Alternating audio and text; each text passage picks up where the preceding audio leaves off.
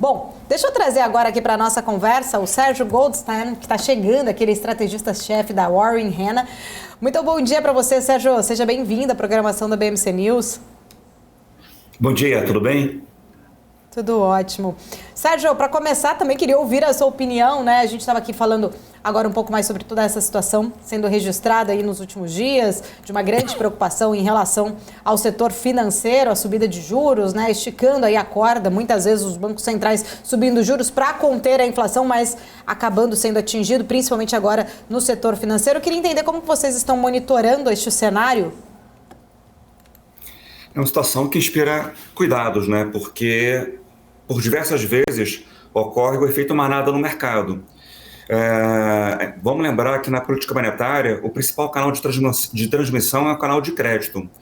Então, se o Banco Central Europeu tomou essa decisão, é porque ele deve estar muito seguro que essa crise está contida, que não vai haver uma contaminação mais relevante, que o acordo ontem anunciado pelo Banco Central da Suíça, né, com o Credit Suisse, é algo que mitiga o risco de contágio, mas talvez fosse prudente fazer um ajuste menor para entender melhor assim, a evolução dos acontecimentos. Mas parece, assim, pela decisão de hoje, dar os 50 pontos, né, que eles têm, assim, preferiram passar o recado que, caso necessário, vão dar liquidez e quiseram isolar isso com relação da política monetária tradicional. Ô Sérgio, a gente tem falado, né, muito sobre essa questão da política monetária no mundo como um todo, os impactos realmente disso para a questão, principalmente do crescimento global.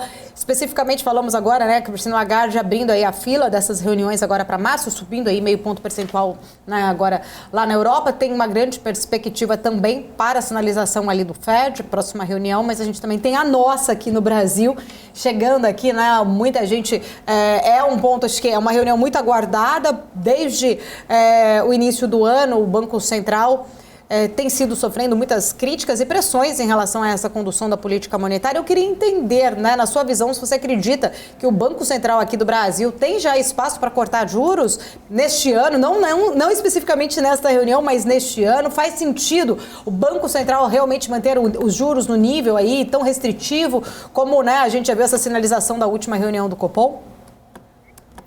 Vamos lá. Para essa reunião, acho que está dado que a taxa Selic vai ficar estável em 3,75. Uhum. Agora, ao longo do ano, acho que tem todas as condições para que seja iniciado o ciclo de relaxamento monetário. Isso não significa que a taxa Selic vai cair a um patamar muito baixo e que a política monetária vai deixar de ser restritiva. O nosso call aqui na Warren Hanna é que o Banco Central pode iniciar o processo de queda da Selic em junho, e fechar um ano em 11%. A gente está até um pouco mais otimista do que a mediana do mercado.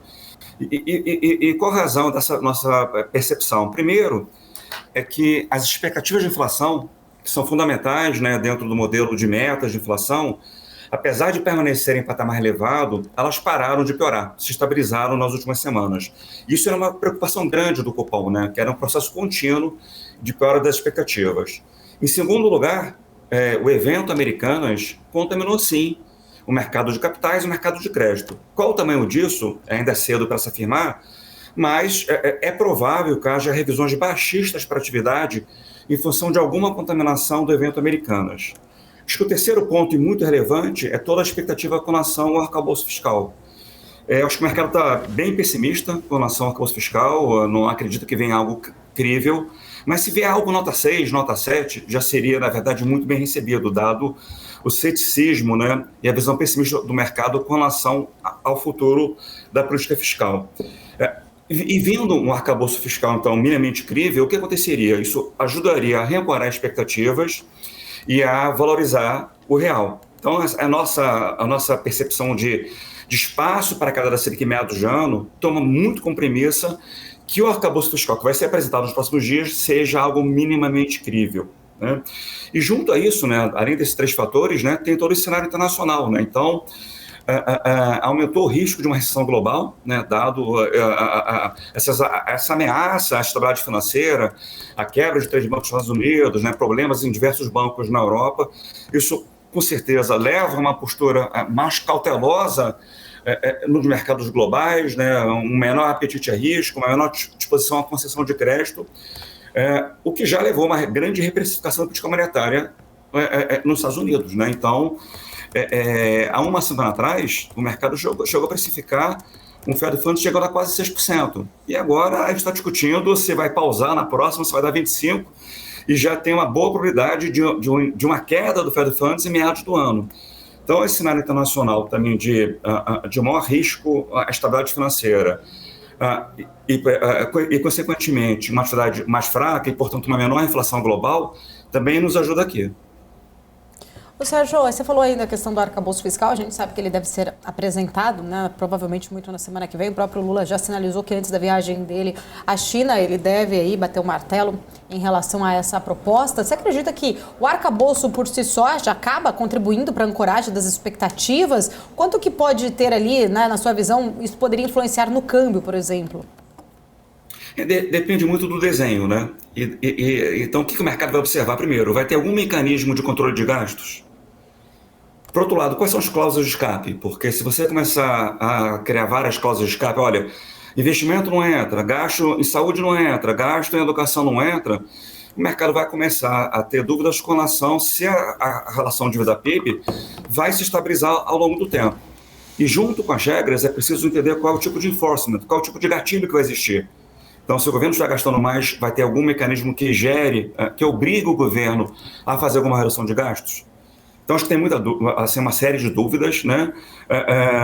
Mas, vindo algo minimamente razoável, esse é o grande fator hoje de certeza no mercado doméstico. Então, se vê algo que seja visto como minimamente crível, a gente veria uma reversão de operações de hedge no mercado de câmbio. Quando a gente olha os dados da Bolsa, os estrangeiros estão numa posição bastante comprada em dólar futuro, 46 bilhões de dólares.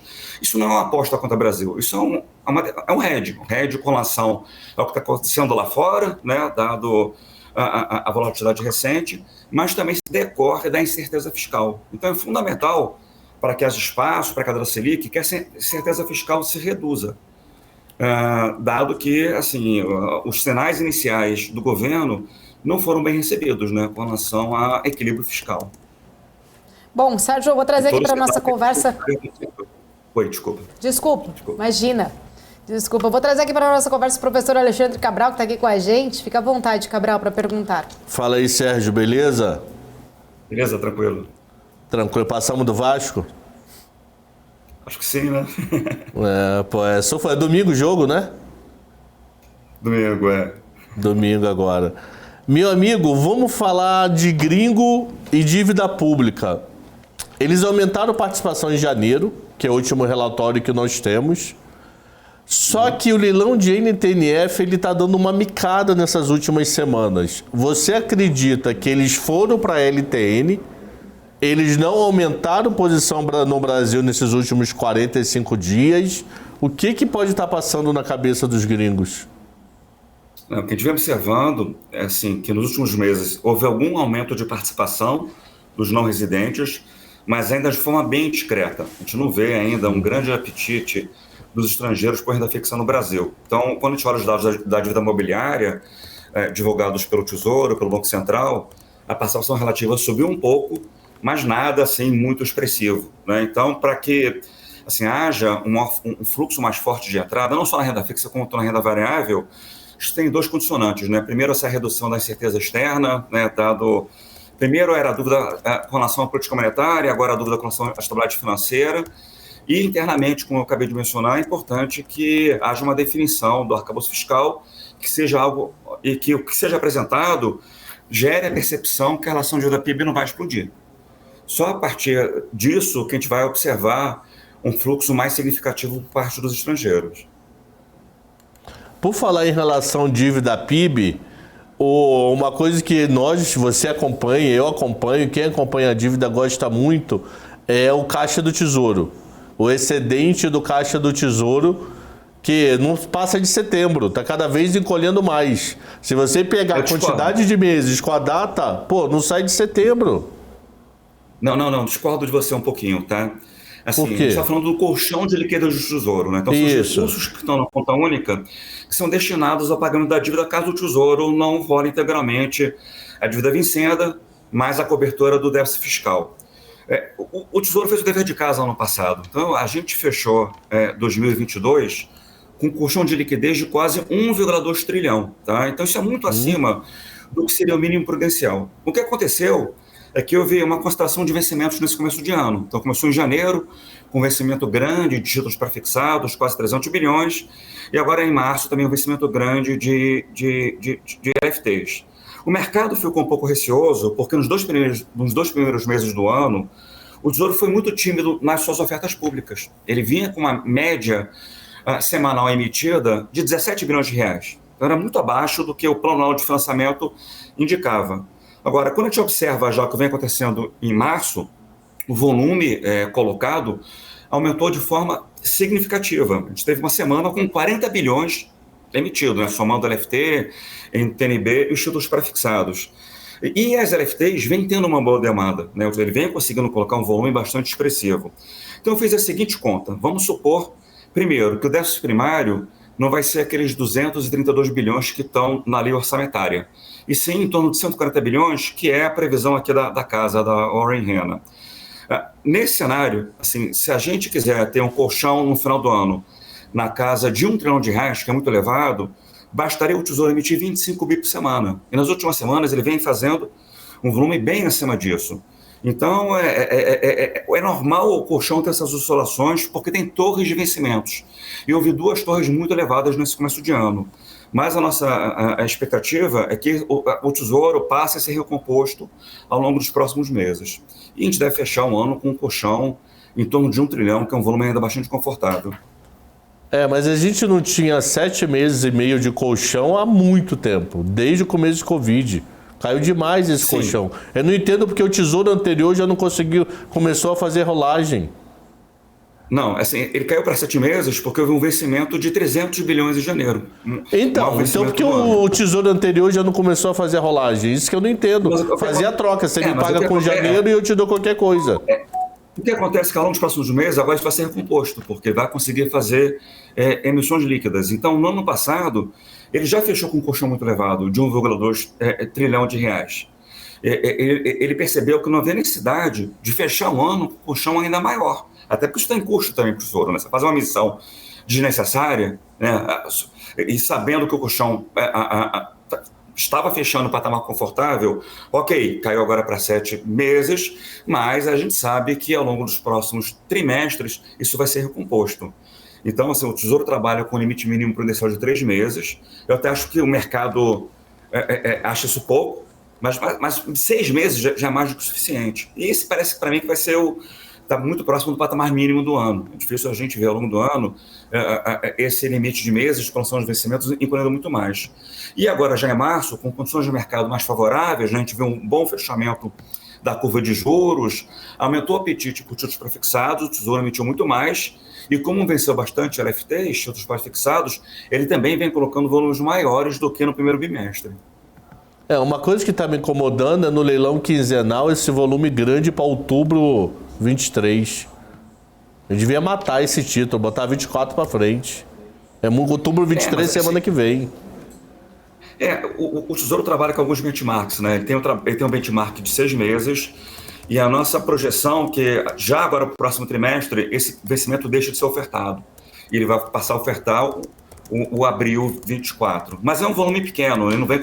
O Tesouro vem considerando as suas emissões no abril 25, no julho 26. Então, em vencimentos mais longos. Então, a dívida não vem sendo encurtada. Então, isso não é um grande risco. E outra coisa, aproveitar que eu estou falando com o homem que já fez muito leilão, e aquela micada horrorosa de leilão em fevereiro? Teve dia que ele emitiu de 14% do que ele queria emitir. Eu acho que faltou o Tesouro ligar para os bancos, e aí, quer dívida ou não quer? Eu achei um erro, né? Porque a gente viu até assim, declarações, né? Do secretário do Tesouro, né? Dizendo que o mercado estava irracional, que não iria sancionar aquele nível de taxa. Mas eu acho que o Tesouro ele tem que ser o que a gente chama de price taker, né? Aceitar o preço do mercado. Não cabe ao Tesouro dizer se o preço está errado ou está certo, né? Porque o errado hoje pode ficar mais errado amanhã. E aí eu acho que o Tesouro, naquele momento, fez uma aposta. A gente vai anunciar o arcabouço fiscal e a curva de juros vai fechar, então não quero emitir tanto a esse patamar. Mas eu concordo com você. Eu acho que se o Tesouro soltou uma oferta, ele deveria acertar os preços do mercado, não cortar o leilão. E NTNF? NTNF tá, assim, podemos até dizer que tá meio micado. Aquele 1 bi, 2 bits que a gente via no passado, teve um ou outro leilão no meio do caminho, mas o resto é 500 milhões, 600 milhões, 300. Isso é o quê? Falta de apetite de gringo para mais longo prazo?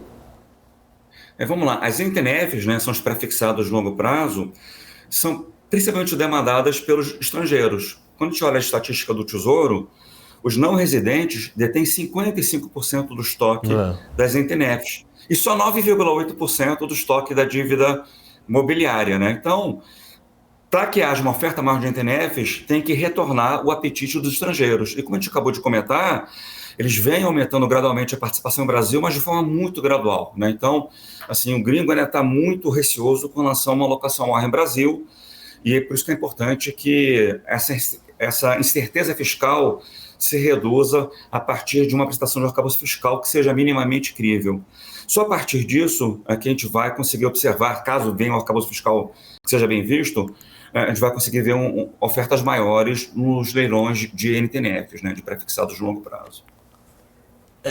Deixa eu te fazer uma pergunta que eu não sei da resposta. E eu queria uma opinião contrária, não, uma opinião, porque eu não tenho nem opinião muito formada. Com as casas americanas, a emissão de debênture, CRI, CRA, diminuiu bastante, principalmente de debênture em fevereiro. Março está ameaçando voltar aos poucos, mas o prazo encurtou. Aí eu faço uma pergunta, nesse momento, leilões de título público está sendo um grande concorrente para debênture ou são públicos separados? Acho que são públicos separados, né? Então vamos ver assim, quem são grandes demandantes de debêntures? Fundos de crédito privado, né? Que por definição, né, vão comprar, né, debêntures, letras financeiras, CRI, CRA, etc. Então eu não vejo essa competição. Vale lembrar que tem um volume imenso de liquidez no sistema. Quando a gente olha o volume de compromissadas no Banco Central, a gente está hoje com um estoque na casa de 1,3 trilhão de reais, a maior parte no overnight. Então, assim, caixa, liquidez é algo que não falta hoje no nosso sistema. E desse estoque que eu falei de 1,3 trilhão em compromissadas, a maior parte está na mão de fundos, tá? Então não é concorrência, não é falta de espaço para aquisição desse tipo de papel. Acho que nesse caso é muito mais percepção de risco, né? Assim, os spreads de crédito subiram, o título público concorre pela taxa que a gente tem hoje, né? A gente está com as taxas muito premiadas, né? Curva de juros, assim, o mercado, quando a gente olha para médio e longo prazo, a nenhum momento a gente vê uma precificação da taxa Selic retornando ao patamar de um dígito. Então vamos lá, assim, para que tomar muito risco se você tem um CDI de 13,65, né? Então, assim, faz sentido talvez um crédito privado, é isso, eu vou para uma LCA aqui, pós-fixado, 13,65, um CDB, no qual eu não tenho o risco, né, de marcação ao mercado e um juro real bastante confortável. Então, o patamar muito elevado da Selic é o que concorre, né? Concorre com a Bolsa, concorre com outras alocações mais arriscadas, né? Por que tomar risco se você pode ficar no overnight com um juro real tão positivo quanto a gente tem hoje? Então, o que pode, mais para frente, assim, levar a um maior apetite, seja por títulos privados, seja por Bolsa, é o processo de redução da Selic. Saiu a quantidade do leilão, 12 milhões de LTN e 300 mil de NTNF. Para faca, para NTNF é um volume pequeno. Isso está indicando que o estrangeiro está com baixa apetite. E vamos lá, olha o que está acontecendo no mercado de treasuries, né? Olha a volatilidade, né? Então, nesse momento, quer dizer, é um momento de aversão a risco, né? Quando a gente vê uma taxa de 2 anos nos Estados Unidos fechar 60 bases num dia, como aconteceu, né, na semana, é normal que haja um menor apetite a risco. E é isso, no dia cai 60 pontos, no outro dia abre 40 pontos. Então, enquanto também não houver uma estabilização do mercado internacional, o estrangeiro vai continuar com pequeno apetite para mercados emergentes. Inclusive, quando a gente olha os dados da B3, né, de hedge cambial, de dólar futuro, o que vem acontecendo nos últimos dias? Os estrangeiros vão aumentando essa posição comprada em instrumentos cambiais. Ou seja, está reduzindo o risco, né? Ele está redeando alocações que ele tem em bolsa e renda fixa no Brasil, comprando dólar futuro para ficar menos exposto a risco. Só uma curiosidade, ele está diminuindo a posição vendida, aí no net fica mais comprado, ou ele está aumentando a quantidade da compra? Aumentando a quantidade da compra. Hoje, o net dele já é comprado em 46 bilhões de dólares, né? É um net bastante alto, é o maior de muito tempo. E é caro isso, né? Porque, assim, dado o CDI elevado, o custo de carrego é pesado, né? O câmbio tem que depreciar um volume do carrego, né? um montante não depreciável, um montante não desprezível para ele ficar no 0 a 0, né? Porque o custo é dado pela taxa pré, descontada pelo cupom cambial. Então, assim, parece ser muito mais uma operação de curto prazo. Qual é o reverso disso, né? Se a situação se acalmar lá fora, né, houver um menor risco de crise sistêmica e aqui dentro a redução da incerteza fiscal, esse hedge vai ser revertido. E o que isso significa? Tem um grande espaço para a apreciação da moeda. Porque quando a gente olha assim, vamos falar um pouquinho de real, o fluxo cambial no mercado à vista está bem positivo ao longo desse ano. O Banco Central atualizou os dados ontem e já tem uma entrada de 10 bilhões de dólares no mercado à vista no acumulado do ano. Então, se você tem uma entrada no mercado à vista, o que acontece? Os bancos ficam com uma posição à vista menos vendida, e aí eles têm que neutralizar isso vendendo dólar futuro. Então, essa entrada no mercado à vista já é um movimento por si só que deveria apreciar a moeda.